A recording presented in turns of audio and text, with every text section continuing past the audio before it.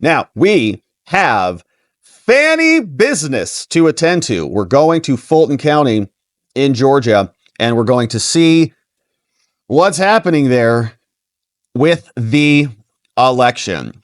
Fulton County, the land of Fani Willis, does not want to be monitored in the 2024 election, and they're now suing to stop it. In fact, you can see they filed a verified petition for declaratory and injunctive relief, saying we want the court to say that we're right, they're wrong.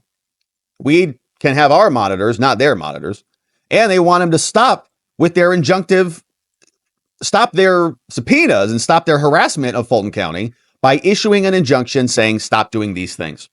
And the big question that we'll have as we read through this is, why doth Fani and Fulton protest too much? Why are they so concerned with having monitors if it was such a safe and secure and free and fair election last time in 2020? Never mind the water main break there in State Farm Arena and all of the other shenanigans that we saw. Never mind all of that. If it was so free and fair, why did Judge Amy Totenberg from Georgia write a huge monster opinion explaining how corrupt the systems were that we read here? If you missed that, that is a must watch, Amy Totenberg, because there are major problems. So after all that happened, they agreed to have some monitors. Now Fulton County is fighting it. So here's what Fulton County, home of Fani Willis, says. In the latest blitz of last-minute attempts to drastically impact the election, with early voting is starting in just a few days, and the election is on the 5th, a few days from there, the state election board, those amazing people that we saw yesterday that have been very accommodating to Fulton County, have demanded that the Fulton County BRE capitulate to the appointment of multiple election, they call them monitors. We don't want your monitors that have been handpicked by you people for the upcoming election. Saying the state election board has no statutory authority to force us to accept this and to force Fulton County to pay for election monitors that were picked by them. They don't have any statutory authority. And by the way, this came out, just to be clear on, this came out and it was explained to us by the board yesterday. We talked about it on the show. They're not referencing their statutory authority for this. This came about after an election complaint came to their board, and she articulated what there were. There were like 4 different complaints there. 17,000 ballots we don't have images for, and these we have got problems here. And this person said this person was like, she listed 4 things. Somebody brought a complaint to the state election board. They said, hey, Fulton County, you're being complained about. This is a victim. You're the person committing the harm. And so how about we settle this? Guess what? Fulton County came in, they settled it. They agreed to have monitors. So they're not referencing. So it's their compliance, their acquiescence to the terms to settle the case as part of the deal that is binding them. It's not the statutory authority at all. Now, the allegations giving rise to the current demand for additional election monitors for the election involve 2020 election violations that they say have already been investigated multiple times. And Brad Raffensperger, the Secretary of State, and the review board have already looked into this. And so we don't need monitors for 2024 because you're complaining about 2020. And in the 2020 election, we've already investigated that. Now, more recently, Fani and her Fulton people say more recently, following another investigation of 2020 by Raffensperger, the state election board agreed to resolve the issue by issuing a letter of reprimand to Fulton, the appointment of independent monitors agreeable to Fulton, the secretary, and the board.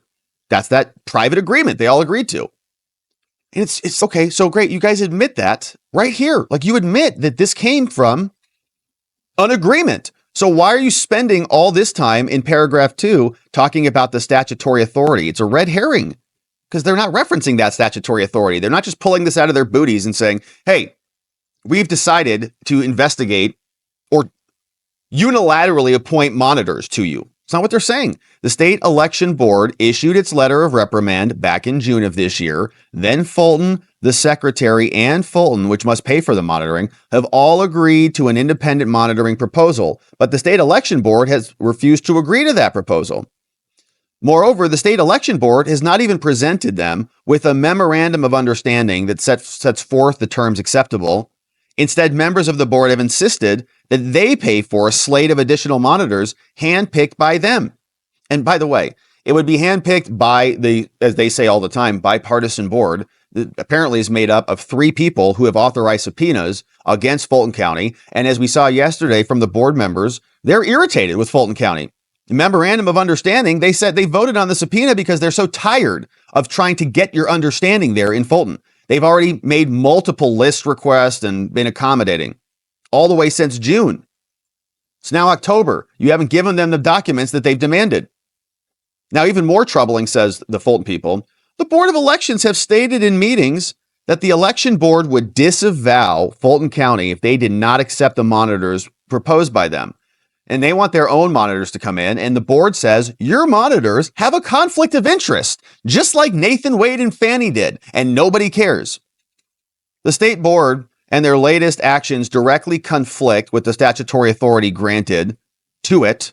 Okay, then why did you guys agree to it? The action requests declaratory and injunctive relief. They say, all right, now we seek a declaration that the board lacks authority to force us to accept and pay for the monitors that were handpicked by them. And in connection with this request for declaratory relief, they also seek an injunction to stop them from taking any formal action to force them to accept our monitors. They do not want to be monitored by their board. Petitioner intends to seek immediate relief if they take any action against us. And so the subpoena came after this lawsuit was filed. So the parties we know, Fulton County State Board and the defendant, state of Georgia, can be served through Brian Kemp. Now they say in Georgia, each county has an elections superintendent, and Fulton County, in the county, they assigned management responsibility to the Fulton County DRE, the board registration of elections. It's going to be a little bit confusing because we've got a bunch of boards here, but state boards, county boards. Now, the state board has statutory limited enforcement powers that do not include forcing them to use monitors. They say that the law doesn't give them the power to force them to do it. And it's coming at this saying, so then why did you agree to do it, right? You should have raised that objection before you entered into a settlement agreement where you said, we'll appoint monitors. No provision of this authorizes them to appoint monitors to force us to do it. But you agreed to do it as part of terms of the settlement. Now, after they appointed a performance review board in 2021, the review board recommended taking action over the board, which they accepted. Now, when the alleged violations that were investigated talked about double scanning. Now, as this report explained, multiple additional protective measures have been added to ensure that the double scanning of ballots that occurred in 2020 is not something that happens again. Wow, that's interesting. I thought they said that nothing like that happened because it was the most safe and secure election of our entire lives and in the entire universe. Now, the performance review addressed numerous other allegations, and it did not recommend the removal of the Fulton County Board. Now, it emphasized that they were engaged in driving improvements, and so we can keep the board. They're not that bad.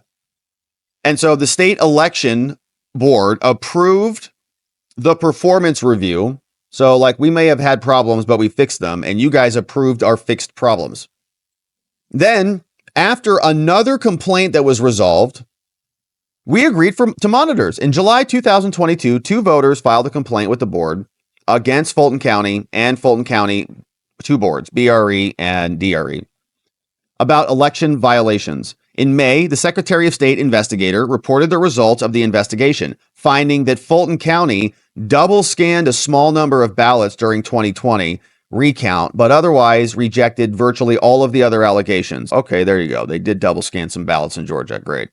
Despite finding double scanning of a small number of ballots, the Secretary of State investigator could not conclude. And what is small, like 5 or like 5,000? The investigator could not conclude the ballots had been counted twice in the final counts for 2020. Oh, no, it was just during the recount, and we didn't include those in the numbers anyway. So it was small, but not small enough that they mention it. If it was like less than 100, they probably would have mentioned it. What is the number? Now, the Secretary of State investigator also noted even if these votes had been counted twice, the outcome would not have changed. Okay.